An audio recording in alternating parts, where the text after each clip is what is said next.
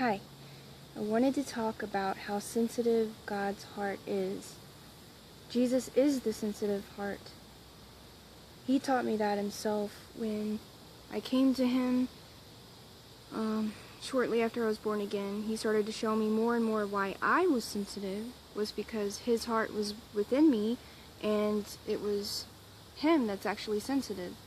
And then he started to take me a walk like in my childhood, and he started to show me things, why people treated me the way they did, and it's because people reject the pure, sensitive heart. It's because they reject his heart. I was a very quiet and shy, timid little girl. I asked a lot of questions because I wanted to know truth, I wanted to know answers, but I didn't always get the answers because I was asking people who didn't have the answers. So I would talk to Jesus, but I remember being very mistreated and very shy and quiet. I didn't do a lot of talking until I was talked to, and even then I would get so nervous and not know what to say to people because I didn't fit in. I couldn't fit in with like the popular crowd. Not that I even wanted to, but I just couldn't fit in, and I just couldn't be somebody that I wasn't, you know? I just wanted to be who I was, and I was mistreated a lot because of having a sensitive and pure heart at a very young age, and it drew me away from the girls. I talk a little bit about this in my other video, but I wanted to talk more about it. It drew me away from wanting to make friends with girls because girls would, they were so consumed with competition with one another. They were so consumed with drama and backbiting. I had a lot of that going on, so I didn't want any part of it. And because I was pretty much rejected by the girls, you know, for just being quiet and shy. And I didn't want to take part in their conversations because they would talk bad about each other. They would, it was just this whole competition that I just didn't feel the need to take part of. And I didn't want to have to impress people by trying to be somebody I wasn't. But for the most part, I was by myself, like playing under a tree with the rocks or in the dirt, or just looking at insects and just having all these questions in my mind. And I would think upon things of nature. I would think upon just all sorts of questions of life, and at that time I didn't know Jesus was putting those questions in me. Like, Jesus was the one putting all the questions in my mind, and I would sit and I would think about it, and I would find myself just gazing out the window in school, and sometimes I would get in trouble because I wasn't paying attention. It's just because I wasn't interested in what they had to say. I failed miserably in math and U.S. history because I just wasn't interested in it. And it's all lies anyways, and you know, science, I really liked science. I really liked science, but that's when Jesus, you know, told me that he was the atom. In the 8th grade, I'll never forget that. I was drawing a picture of the atom, and he said, "Who do you think made the atom?" And so he told me that he was the atom. Most of the scientific theories that the world teaches, you know, is of man and not of God. So I really liked animal science and earth science. I just loved God's creations and stuff. But anyways, so I would get mistreated. I wasn't popular. I was put in the LD class because I wasn't learning their curriculum the way that they wanted me to.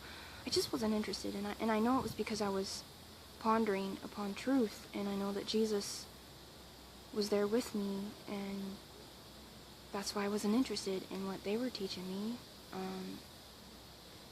Not that anything's wrong with math, but who wants to sit around and learn algebra when you could be outside running through the grass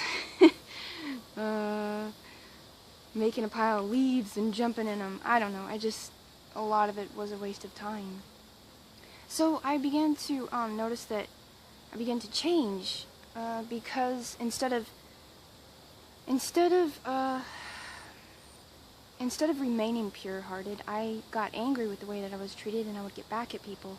I talk a lot about that in my videos, but unlike Jesus, because Jesus remained pure-hearted, but he told me, like, this is how he ministered to my heart. He told me that he was sensitive too, that he is sensitive, but I mean, when he was a little boy, he was sensitive, and he is as a little boy. That's why Jesus says that we must be converted as children, because Jesus himself is a child at heart.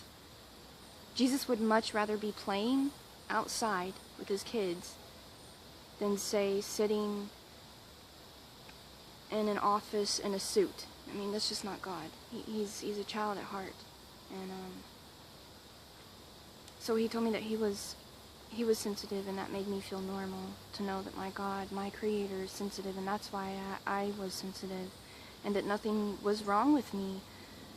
He just started to minister to my heart that way and walk me down my childhood and showed me things in my life, and then he started to show me his childhood, and that's the whole point of this video, is to show you guys that Jesus does share intimate secrets with those who seek him with all their heart. He will start to share his more and more in depth of his personality, and more in depth of his heart, and who he is, if you want to know him.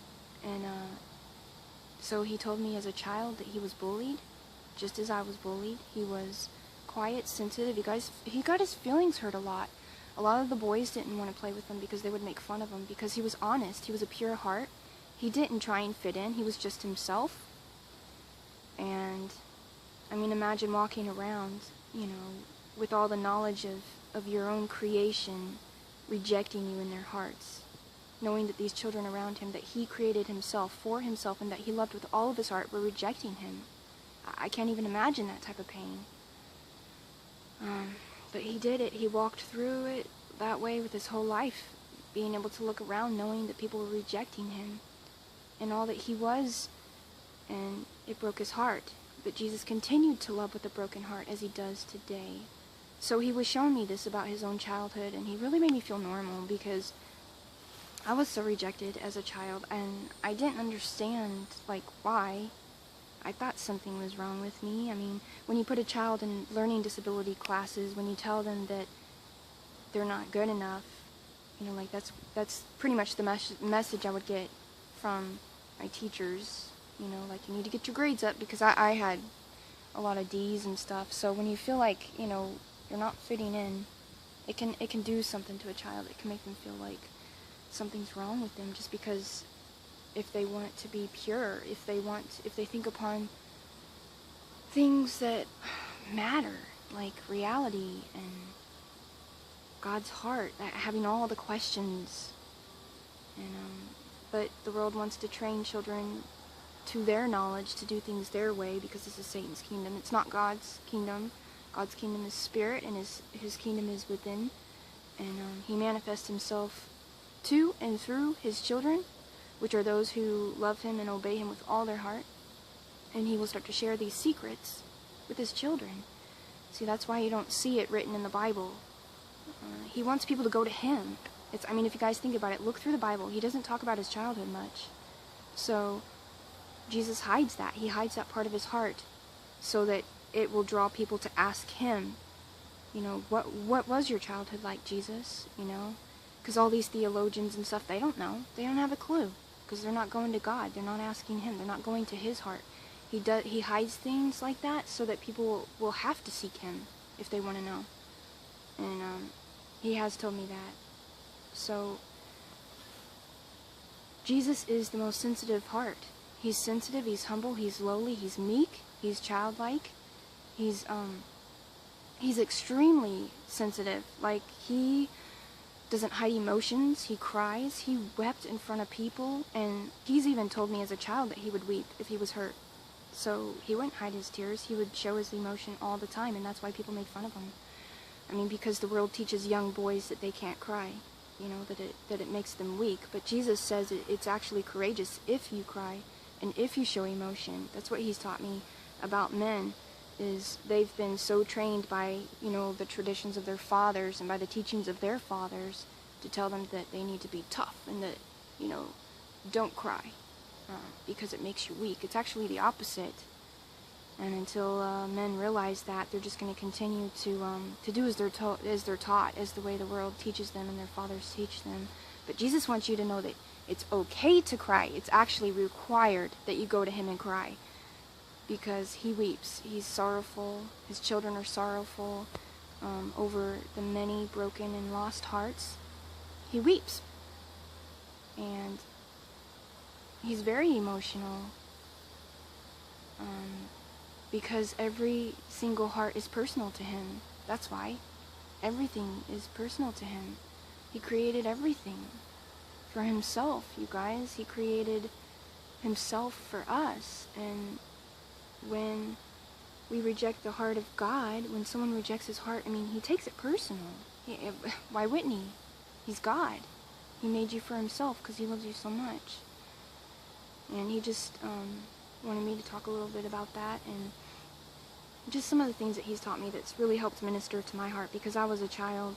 You guys can know this in my other videos. I put on this hard act and because of my anger, but unlike Jesus, I got angry and I lashed out and I became my own enemy. And I became an enemy of God. So, but he didn't. He remained faithful. He continued to love with a broken heart, even as he was being rejected. We can learn a lot from Jesus about that. He's taught me a lot about loving with his love and loving with a broken heart daily. I do. I love with a broken heart daily because my heart is broken with my God. My heart is broken at how so few love him and how so many want the world instead of him. They want the things of the world and they don't think this place is dying, but it is. The only reason why we're here is for Jesus, is to find him, to get to know our Creator and to fall deeply in love with him and to have that intimate relationship with him. That's the whole reason why we're here. But, a lot of people are blind. They're asleep spiritually and they're building their kingdoms, so to speak, and they're becoming their own gods. And it's breaking God's heart because each day he's losing his own creation that he created to love. He's losing them to these idols of their hearts, to these things that perish, to things that hurt their heart and soul. And Jesus just wants everybody to be with him. He's heaven and he's eternal life, and he wants to give himself to every one of us, but he doesn't force himself on anybody. But it just breaks his heart how so many continue to not seek him, but they seek the desires of their own wicked hearts and their own wicked flesh instead of God's heart. And Jesus has taught me a lot about his childhood.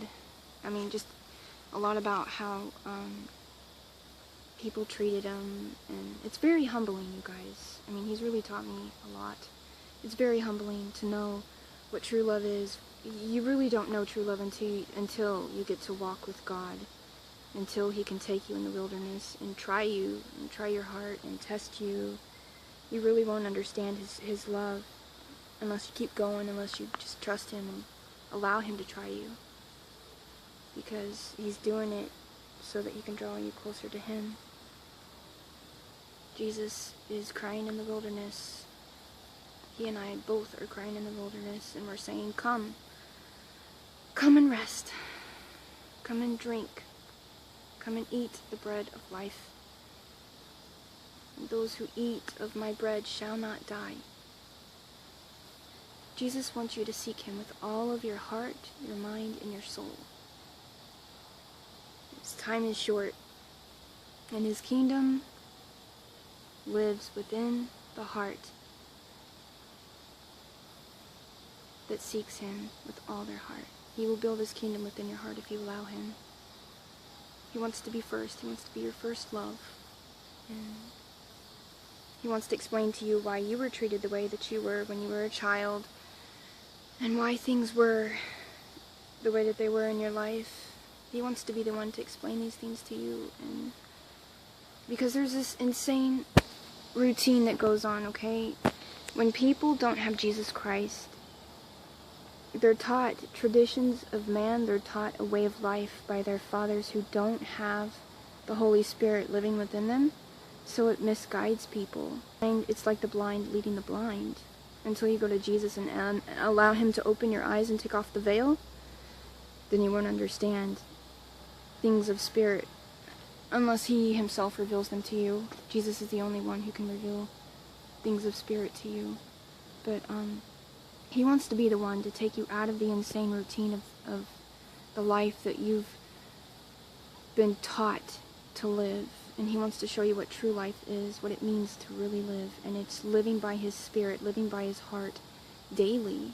It's seeking the kingdom first, which is Jesus. It's seeking him first before all things. It's falling in love with your Creator.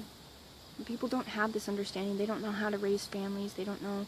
They're picking the wrong husbands and wives because they're not seeking the Lord first.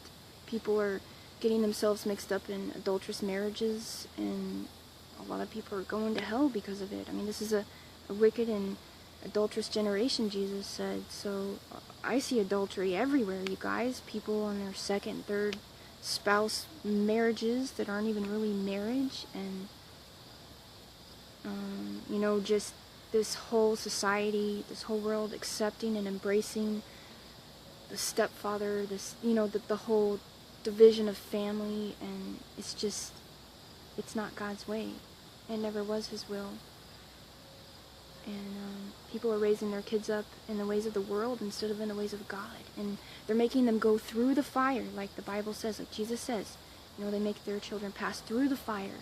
But why? And all that people need to do is call out to God. Just call out to Jesus, and he can say, this is how you can be a father. This is what I expect of you in your role as a father or a mother. And this is how you teach your children my will and my heart. He wants to teach your children his heart. But you have to have the heart of God first before you can even do that. So he's telling you today, come to me. Come to me. Allow me to come in. Allow me to make my home within you and commune with you daily. And to make you a spring of of living waters that will bring forth heavenly fruit and that will bring life. Words of life. You can help your children, you can help your spouse. You go to Jesus, he'll give you all the counsel that you need. But first and foremost, it's so important to build a relationship with Jesus because he is salvation. And he is the Father. He's the only way. He is God. He is God the Father. He created you and he loves you so much. And he wants to share his heart with you just as he shared his heart with me. And there will be hard trials. There will be testing. He is testing all of the hearts of mankind right now. He's especially testing his children, those who walk into the wilderness with him to sit at his feet so that he can teach them. He's testing us. And he chastises those whom he loves. So it's good. It's good to go through these tests and trials with God, because blessed are those who see and who hear the things of God. Because there's many before us who would have wanted to, but they didn't take the time to seek Jesus. See? So they ended up dying in their sins, and they ended up dying in their flesh, and they ended up dying after a hard-working life that was all in vain. And Jesus doesn't want that for anybody. He sees how hard the world works. He doesn't want people to labor like that. He wants people to labor for love, for his kingdom of love. Because his yoke is easy and his burden is light. The burdens the world puts on people is terrible, you guys. Terrible.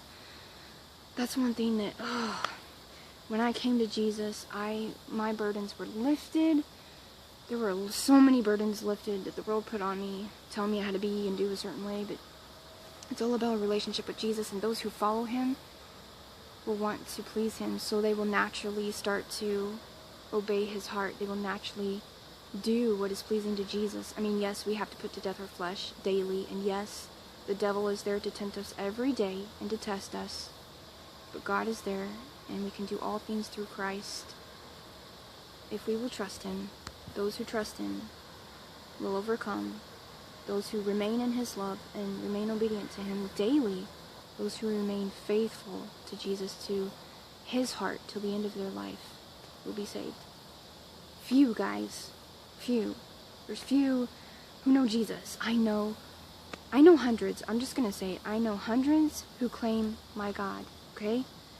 But I know few who actually have walked in the wilderness and who are walking in the wilderness with Jesus today.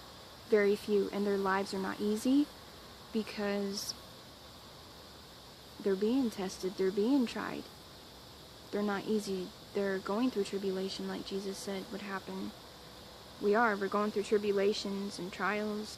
His sheep are being persecuted and tried. But it's all for our good, to draw us closer to God, to his heart, to understand his love, and to just become one with him. Because he loves his bride, and he's doing everything to prepare her, and we need to do our part to prepare ourselves for the Lord, to be a living sacrifice for Jesus daily, to obey him and do as he says no matter what the cost. And this world is it's Satan's kingdom. I mean, it's everywhere. This is Satan's kingdom.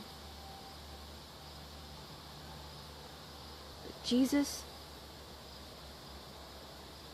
is God, and he's powerful, and he's almighty, and he's eternal life, and he's holding his hands out right now to you, and he's saying, come to me. Don't be afraid. Come to me. Come tell me everything that's on your heart. Just be honest with me. If you're mad at me, tell me.